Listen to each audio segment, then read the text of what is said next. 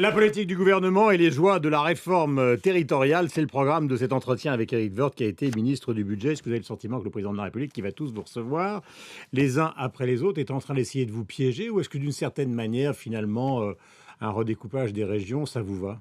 Bah, c'est un peu des deux. Il y a un piège évident parce que il fallait annoncer une réforme structurelle parce que comme la France n'en fait pas ou n'en fait plus depuis 2 ans, il fallait absolument en annoncer une pour le reste du monde et Hum, notamment pour l'Europe. hum. Et celle-là est la plus simple au fond. Elles sont toutes compliquées, mais c'est la plus simple. C'est plus facile que de réformer les retraites ou que de réformer l'assurance maladie Ah. ou que de créer un véritable marché du travail en France. Donc c'est un débat d'élus pour beaucoup. Donc c'est plus simple et en même temps il y a des lignes de fracture à la fois au sein du Parti socialiste, c'est certain, mais aussi au sein de l'UMP. L'UMP n'est pas unanime sur ce qu'il faut faire Bon, dans on le l'a domaine du vu à propos redécoupage des Pays de territorial. Loire, par exemple. Il y On a le une voit tout le protestation temps. générale. Vous avez les socialistes et en même temps des membres de l'opposition qui se Oui, retrouvent sur le thème «Ne touchons bien pas aux Pays sûr. de Loire». Beaucoup ont envie que les départements continuent. Certains comme moi d'ailleurs considèrent qu'il faut supprimer les départements. Beaucoup se disent que les régions sont trop petites, d'autres Hum. considèrent qu'elles sont Donc vous trop êtes grandes. piégé. Donc non, pas Vous piégé, n'allez c'est pas un pouvoir débat. vous opposer Pas piégé, frontalement c'est un comme sur la débat. politique. Je pense qu'il faut faire deux temps. Le premier temps, c'est d'abord de dénoncer l'idée qu'on puisse repousser les élections. Si on repousse les élections sans projet, ça, c'est pas possible. Il faut d'abord qu'il y ait un projet sérieux, solide, Hum. stable, qu'on ait quelque chose plutôt que de parler dans le vide. Et puis après, on peut réfléchir à repousser les élections parce que, Oui, mais là, c'est évidemment, 6 mois. les socialistes ont très envie de repousser les élections. Oui, mais Pour un là, c'est socialiste 6 mois aujourd'hui, simplement. oui, enfin, pour le gouvernement aujourd'hui, la meilleure élection, c'est celle qui n'a pas lieu.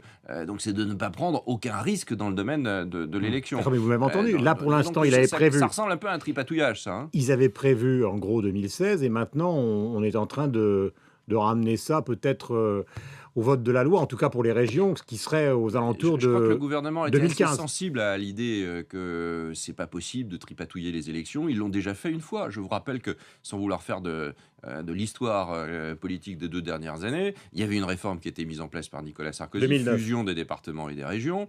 Le gouvernement socialiste immédiatement l'a supprimé. Puis le gouvernement socialiste a repoussé les élections cantonales. Puis il a créé une réforme des cantons en redécoupant tous les cantons. Puis il se dit aujourd'hui que sa réforme, elle était Colère pas de Mme terrible, Chirac. ouais, puis plein d'autres, que sa réforme, elle est pas terrible, donc il revient dessus. Enfin, on sait plus où on va. C'est des marches arrière sans arrêt. C'est un manque de cap total. Non, mais là, il vous reçoit. Alors, à l'issue justement de cette réception, on va employer un mot extrêmement solennel, est-ce que vous sortez en hurlant, en disant on n'en veut pas globalement et on maintient l'idée du référendum que de toute façon il ne vous accordera pas, ou est-ce qu'on essaye de s'arranger et on se met d'accord avec lui sur une date? On est favorable à une réforme du millefeuille, comme on dit, parce Ouais. que il a trop vécu, c'est trop lourd, et c'est trop coûteux, et ça crée de la lenteur dans la décision. Donc on est favorable à cela. Il faut simplement, pour réagir à la réforme du gouvernement, avoir une réforme. Donc nous verrons en quoi consiste cette réforme. Il est évident que s'il y a une suppression des départements, je rappelle que j'y suis favorable, et puis une redéfinition du contour des régions, si on bascule à quelques régions, ça pose un problème d'organisation institutionnelle. C'est-à-dire qu'une France redécoupée en très peu de régions, ça change la nature du pouvoir, presque la nature de la Constitution. Ça, ce sont des sujets dont il faut discuter. D'accord, mais Et puis, l'économie attendue, parce que tout ça, au départ, c'est de l'économie. Ouais. Faire des économies. Mais c'est ce qu'il a dit. L'économie D'ailleurs. attendue, oui, il a raison d'ailleurs, il faut faire des économies, c'est une base d'économie, mais c'est une économie à cycle lent, c'est très très long, parce que une fois que vous avez changé les institutions, vous n'avez pas changé les politiques qui sont menées par ces institutions. Si vous basculez les politiques sociales, par exemple, que le département mène, c'est la moitié à peu près des budgets des départements. Si vous les basculez sur les régions ou sur l'État ou sur la sécurité sociale, vous n'avez pas fait d'économie.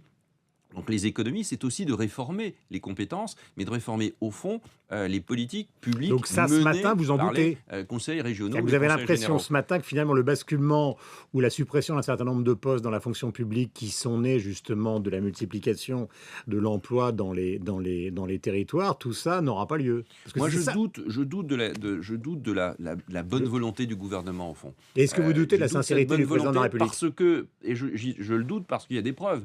Ça fait déjà 2 réformes qu'ils font sur les collectivités locales. Une pour supprimer la nôtre, qui était à peu 2009. près celle-là, et puis maintenant, une pour supprimer la leur, Mm. qui date quand même que de l'année dernière, et puis avec une nouveauté, celle-ci. Donc il y a évidemment là-dedans une sorte de mise en scène pour Et faire des oublier... arrière-pensées. Et des Oui, arrière-pensées. mais pour faire oublier la situation économique. Et quand on demande à nos partenaires d'ailleurs économiques, les Allemands et d'autres, quand ils regardent la réforme territoriale, ils disent oui, c'est une bonne chose, il faut que la France fasse cela, mais c'est pas une réforme qui va faire des économies à la France. Les économies doivent être faites maintenant.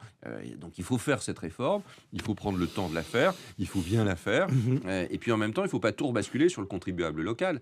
Parce que si vous supprimez les subventions aux communes, au monde culturel, je dis au monde culturel, faites attention, parce que les départements comme les régions subventionnent beaucoup l'ensemble de la culture locale. Si vous supprimez tout cela, qui va payer? Alors, il n'y a plus de subventions peut-être, ok, très bien, il n'y a plus de pièces de théâtre, il n'y a plus de concerts, mais en même temps, à ce moment-là, c'est le contribuable local, c'est-à-dire le contribuable municipal qui va se reprendre tout ça en pleine figure. Il faut que ce soit une réforme globale. D'accord, mais j'essaie d'avoir une vision globale justement avec vous ce matin, parce qu'on est quand même dans une consultation avec le président de la République, donc politiquement, vous lui répondez quoi? Parce que vous savez, lui dire que nous sommes favorables. Enfin. Je le dis depuis 10 minutes. Non, mais il faut que ce soit clair. C'est clair. Nous sommes favorables à la réforme institutionnelle. Il y a un débat au sein de l'UMP. Il faudra qu'ils sont favorables à la réforme du millefeuille. Comment et dans quel délai? Au président de la République de dire d'abord en quoi consiste la réforme, parce que c'est lui qui est au gouvernement, je vous le rappelle, et puis à nous, à ce moment-là, de réagir pour savoir si une sincérité... Mais est-ce que vous maintenez l'accusation de tripatouillage électoral? Oui, bien sûr, il y a un tripatouillage électoral, évidemment.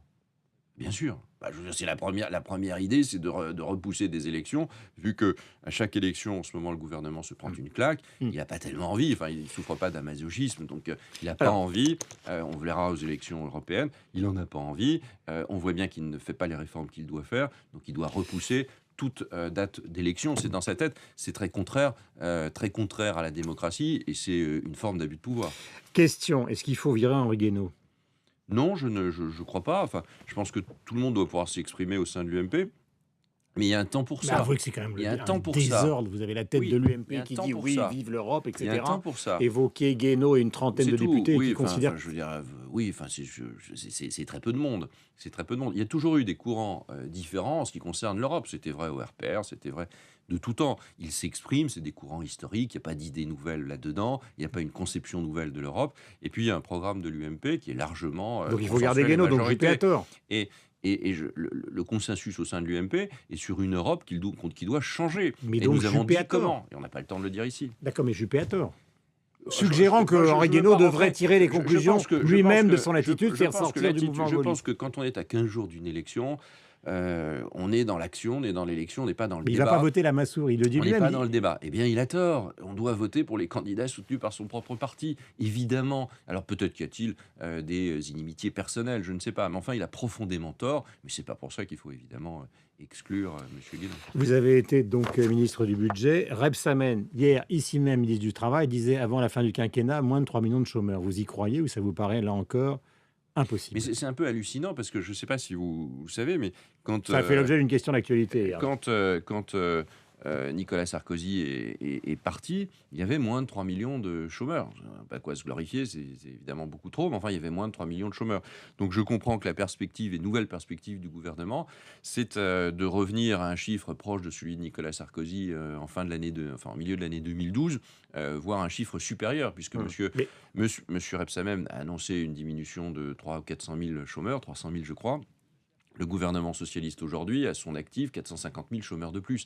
Donc nous aurons plus de chômage à l'issue de la présidence de François Hollande qu'au début de la présidence de François Hollande. Et je rappelle que François Hollande, au bout d'1 an et demi, disait qu'il allait inverser la courbe de chômage et donc diminuer le nombre de chômeurs. On est dans une pataquès, si ce n'était pas sur un sujet aussi humain, aussi dramatique, qui prêterait à rire. Tous les objectifs aujourd'hui du gouvernement sont dégradés. Et quand on va en Allemagne, je suis allé en Allemagne avec Bruno Le Maire et Gilles Carrez, discuté la semaine dernière avec Schäuble, avec Altmaier, avec tous les dirigeants allemands, et on s'aperçoit de la très très grande inquiétude de nos partenaires, de nos principaux partenaires. Est-ce qu'ils vous ont dit clairement qu'ils considéraient que la France était le maillon faible de l'Europe? Non, ils ne disent pas ça comme ça, mais on voit bien qu'ils sont très sensibles au couple et à l'amitié du couple franco-allemand. C'est très très important. Au-delà même de tour en bateau. Ce qui compte au fond, c'est ce qui est fait chaque jour dans la politique. Il y a une inquiétude à la fois sur notre capacité à tenir les objectifs que nous sommes fixés, c'est-à-dire nos propres engagements, et puis en même temps à consolider ce couple franco-allemand sans laquelle il n'y a pas d'Europe, il n'y a pas d'alternative à ça. Mais est-ce qu'ils vous ont dit clairement que la politique de François Hollande était nulle et non avenue sur le plan économique? Ils vous l'ont dit ou ils vous l'ont pas dit? Ils sont extrêmement inquiets, ils sont extrêmement, je ne vais pas révéler l'ensemble, ils sont extrêmement inquiets de ce qui se passe aujourd'hui. C'est trop diplomatique.